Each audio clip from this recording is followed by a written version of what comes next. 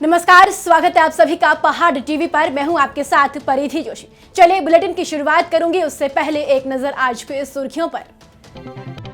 उत्तराखंड में कल कोरोना के 194 नए मामले आए सामने। उत्तराखंड में कोरोना मरीजों का आंकड़ा पहुंचा 3,39,933। वहीं उत्तराखंड में 3,24,776 लोग स्वस्थ होकर हो चुके हैं डिस्चार्ज। अभी भी उत्तराखंड में 2245 केस एक्टिव। वहीं कल कोरोना से एक मरीज की हुई मौत।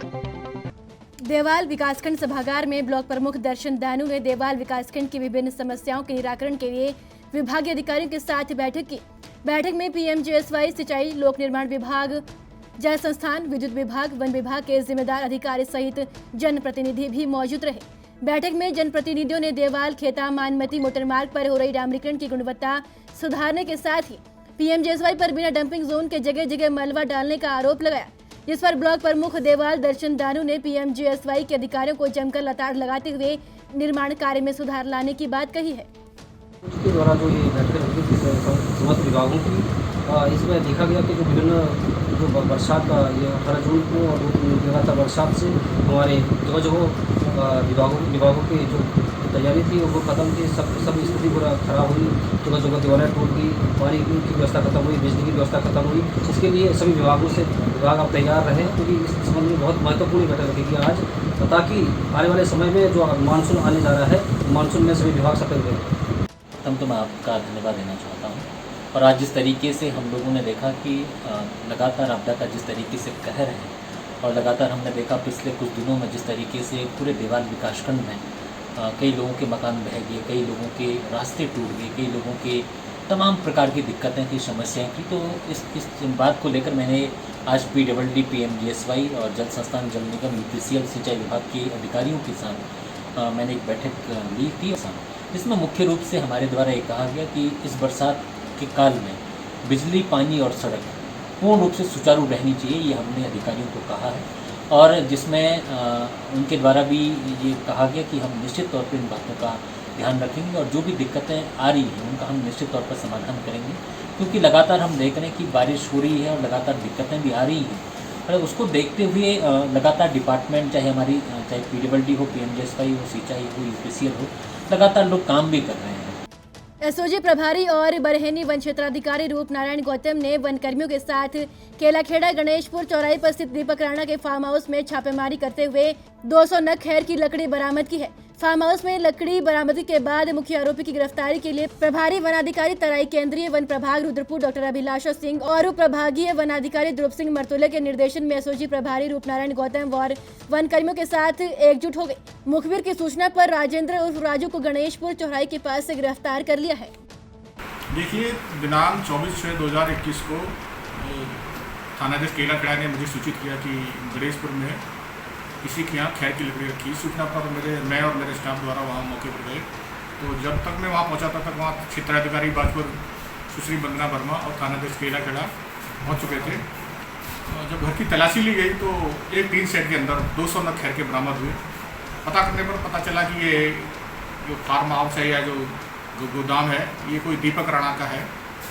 समत प्रकाश उठाकर हम लोग ले आए थे। कल मुखबिर द्वारा सूचना दी गई कि इस पूरे प्रकरण में जो मुख्य अभियुक्त है वो बाजपुर में अल तहर का जो सर्विस स्टेशन है वहाँ पर खड़ा है। इस सूचना पर तुरंत टीम गठित कर वहाँ भेजा गया। तो ये वाहन का इंतजार कर रहा था केलाखेड़ा जाने के लिए। इसको गिरफ्तार किया गया। गिरफ्तार करके जब मैं यहाँ कालाडूंगी लाया तो इसने बताया कि ये मेरे साथ हमारे और भी साथी हैं। सीरन एंड मोटरमार्ग निर्माण में हो रही देरी और घटिया गुणवत्ता को लेकर मंगलवार को ग्रामीणों का गुस्सा फूट पड़ा। ग्राम प्रधान कुलदीप बिष्ट के नेतृत्व में ग्रामीणों ने मौके पर पहुंचकर लोक निर्माण विभाग, गौचर के सहायक अभियंता अनूप कुमार और ठेकेदारों को जमकर खरी खोटी सुनाई। ग्रामीणों का कहना था कि वह कई बार इस मोटरमार्ग के घटिया निर्माण कार्य और लेट लतीफी को लेकर विभागीय अधिकारी को ज्ञापन दे चुके हैं, लेकिन कोई नहीं सुन रहा है। बीते दिनों से भारत चीन सीमा से लगे सीपू मार्चा गांव में लगातार ग्लेशियर खिसकने से तालाब बनने की ग्रामीणों की सूचना के बाद एसडीएम धारचूला ने एनएचपीसी के अधिकारियों को धारमा घाटी के सीपू गांव में निरीक्षण करने के लिए भेजा। बता दें कि उच्च हिमालयी क्षेत्रों में लगातार ग्लेशियर पिघलने से नदियों का जलस्तर के साथ ही नदी का जल रुकने से तालाब बनने की सूचना ग्रामीणों को मिली थी। सूचना मिलने के पश्चात उप जिलाधिकारी धारचूला ने एनएचपीसी को उक्त स्थल में निरीक्षण के लिए भेजा। वहाँ पर जो है झील बन रही है, और इस झील को तोड़ने के लिए हमने जो है NHPC को आदेश भी कर रखा है कि आप जाकर इसको चेक करें और यदि आवश्यकता हो तो JCB मशीन लगा कर उसको खुलवाएँ। लेकिन घबराने की बात नहीं है, क्योंकि 8-10 जगह और भी झील हमारे बने हैं। काली नदी पर भी बना है, बोरी नदी पर भी 2-3 जगह बने हैं। काली नदी में जो है कुटी के पास बना हुआ है झील। तो झील से बहुत ज़्यादा घबराने की बात नहीं है। पानी बाईपास हो रहा है, एकदम से ब्लॉक नहीं हुआ है, और जो है पानी बढ़ेगा तो झील टूट भी जाएगी। लेकिन यह है कि अभी समय रहते अगर थोड़ा बहुत उपाय हो जाए तो भी अच्छा है, इसलिए हमने एक NHPC का दल भेजा।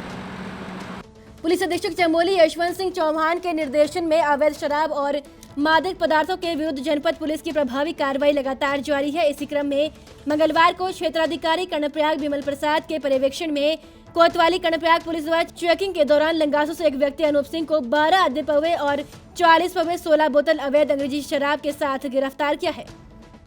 चारों धामों में देवस्थानम बोर्ड के विरोध में तीर्थ पुरोहितों का अनिश्चितकालीन धरना 19 दिन भी जारी रहा और तीर्थ पुरोहित अपनी मांग पर अड़े हैं। तीर्थ पुरोहितों का कहना है कि जब तक देवस्थानम बोर्ड समाप्त नहीं किया जाता तब तक धरना जारी रहेगा। इस अवसर पर पुरोहित महासभा सचिव लखन उनियाल, अनिल अनोद, विपिन, मनोज, कपिल आदि तीर्थ पुरोहित समाज मौजूद रहे। ये हम लोग यहाँ के तीर्थ पुरोहित हैं और ये मंदिर के भी हम लोग पुजारी हैं। आज ये अनाधिकार से हम लोग यहाँ पूजा करते आए हैं और ये जो सरकार है ये हम लोगों के ऊपर अनर्थ कर रही है। वन विभाग द्वारा लैंसडाउन वन प्रभाग के तिलवाडांग चेकपोस्ट के समीप साल 2020 में 15 लाख की लागत से 3 हट बनाए गए थे, लेकिन वर्तमान समय में 50 लाख रुपए की लागत से इन हटों को तोड़कर नए हट बनाए जा रहे हैं। ऐसे में वन महकमे की कार्यशैली पर सवाल उठ रहे हैं। वन मंत्री के प्रोजेक्ट के मुताबिक सिद्धबली मंदिर के समीप तिलवाडांग चेकपोस्ट पर वन विभाग की वर्षों से खाली पड़ी वन भूमि पर साल 2020 में लाखों रुपए की लागत से 3 हट बनाए गए थे और 4 दीवारी भी की गई थी। हट और 4 दीवारी इस पूरे प्रोजेक्ट पर करीब 15 लाख रुपए खर्च किए गए हैं। झूलाघाट पिथौरागढ़ जिला मुख्यालय से 36 किलोमीटर की दूर पर नेपाल बॉर्डर स्थित है। यहाँ पर व्यापार भारत नेपाल के बीच ज्यादा होता है, लेकिन लॉकडाउन के कारण सबका रोजगार ठप हो गया है।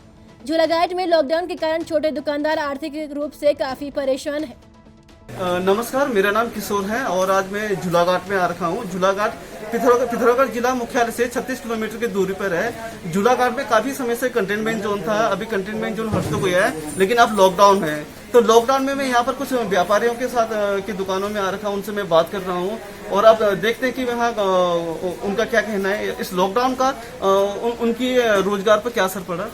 लॉकडाउन ये पूरी तरह पूरा बंद हो चुका है। हमारा जो व्यापार है पूरे पुल से है, नेपाल से, तो हम उसी पे आश्रित हैं। पुल जो नेपाल का व्यापारी हमारे यहाँ मार्केट में आता है, तो उसी पे हमारा जीवन यापन निर्भर। लॉकडाउन की वजह से आवाजाही पूरी बंद हो चुकी है, तो हमारा पूरा जो भी व्यापार है पूरी तरह से क्षतिग्रस्त हो चुका है। लॉकडाउन में भाई हमारी दुकान चल नहीं रही, क्योंकि हमारा तो पुल से ही है। अच्छा। पुल से कोई ग्राहक आ नहीं रहा है। हाँ। फिर हमें दुकान किराए की है, 10 महीने का किराया पिछला देना मैंने, और सब खर्चा ही खर्चा जेब से जा रहा है, जेब का भी खत्म हो गया है। अच्छा। अब जो खा रहे हैं उधार मैं खा रहे हैं दुकानदार, उनका भी पैसा हमने बाद में लेना पड़ेगा। और बच्चों की फीस, बच्चे के किराए, कमरे के 1000 पड़ते हैं बच्चे। अच्छा। सब हम कर्जे में डूब चुके हैं हम।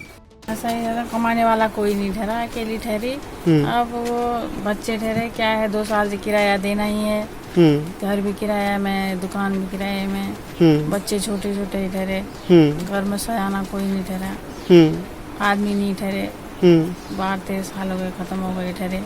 अच्छा। और अब कैसे चलाएं व्यवस्था? 2 साल से 1.5 साल पहले रहा लॉकडाउन, अभी लॉकडाउन रहा, अब कैसे करते हैं?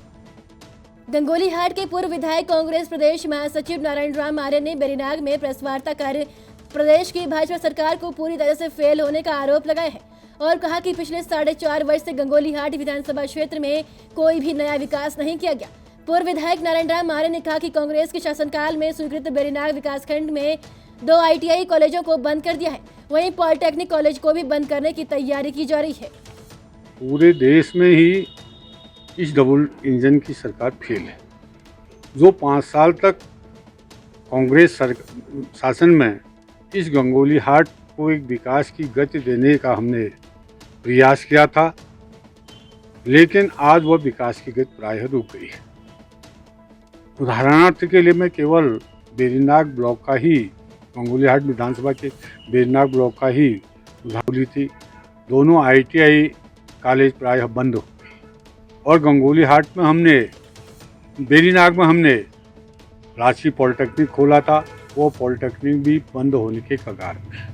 आपके सहयोग से उस बंद पॉलिटेक्निक को संचालित करने में आपने जो सहयोग दिया उसी के आधार पर वो आज चला है, वरना शायद वो भी बंद हो जाता। इसी प्रकार से उत्तर प्रदेश दिनेशपुर नगर में हो रही अघोषित विद्युत कटौती के चलते प्रेस क्लब दिनेशपुर के तमाम पत्रकारों ने पावर हाउस पहुंचकर जेई का घेराव किया। उन्होंने गर्मी के मद्देनजर नगर में विद्युत व्यवस्था को सुचारू रखने को ज्ञापन भी दिया।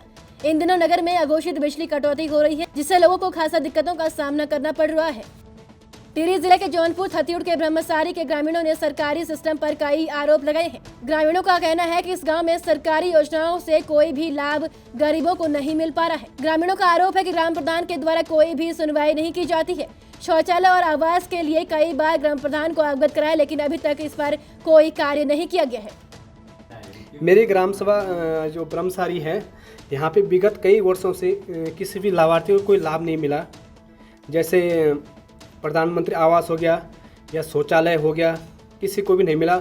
और एक गौशाला, यहाँ ग्राम सभा में कई लोग गरीब हैं, काफ़ी गरीब है, लेकिन जिन्होंने सर्वे किया उन्होंने कोई भी किसी को भी गरीब नहीं दिखा रखा यहाँ पे इस ग्राम सभा में, ग्राम सभा ब्रह्मसारी में। तो मैं चाहता हूँ सर्वे किसने किया उसका भी पता लगना चाहिए।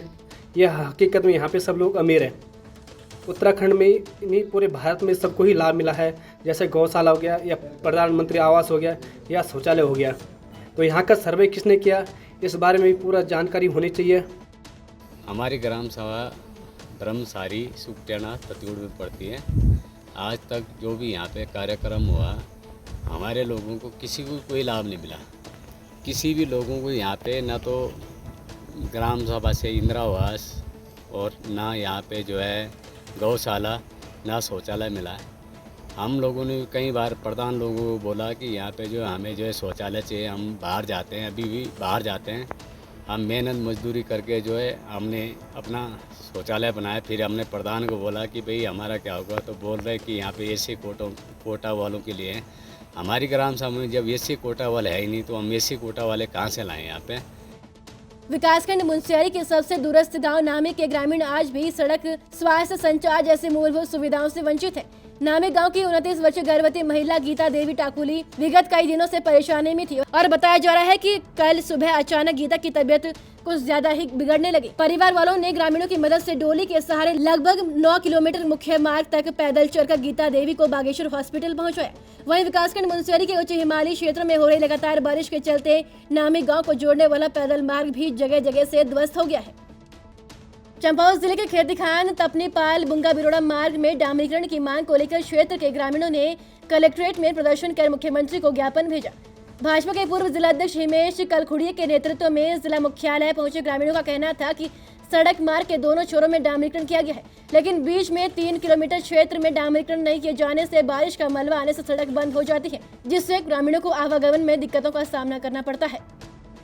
गढ़वाल क्षेत्र से एक वीडियो सोशल मीडिया पर आजकल खूब वायरल हो रहा है, जिसमें गरीब चाय वाले ने हरियाणा से आए कुछ पर्यटकों से खाने पीने के पैसे मांगे तो लड़कों ने मिलकर चाय वालों को पीट दिया और साथ ही उसके बर्तन उठाकर नदी में फेंक दिए। हरियाणा से आए ये पर्यटक शायद पीड़ित लड़के को जान से ही मार देते। हंगामा होने पर गांव वाले तुरंत मौके पर पहुंच गए और पीड़ित को किसी तरह बाहरी राज्य से आए गुंडों से बचाया।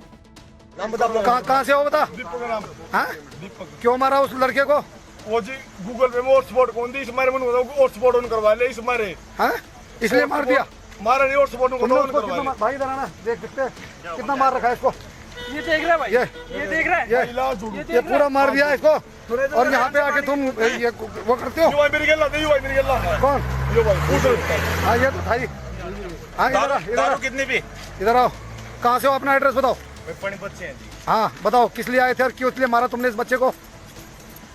जी घूमने आए थे यहाँ पे। हाँ तो यहाँ तुम घूमने आए हो कि हम मारपीट यहाँ दादागिरी करने आए हो? अगर मर जाता हो। दोस्तों ये यहाँ पे घूमने के नाम पे आ रखे हैं और यहाँ पे ये भाई अपनी बेचारा अपने यहाँ पे दुकान चलाता है। और यहाँ पे अकेले में है दुकान बिल्कुल, और इसको जान से मारने का प्रयत्न किया इन लोगों ने।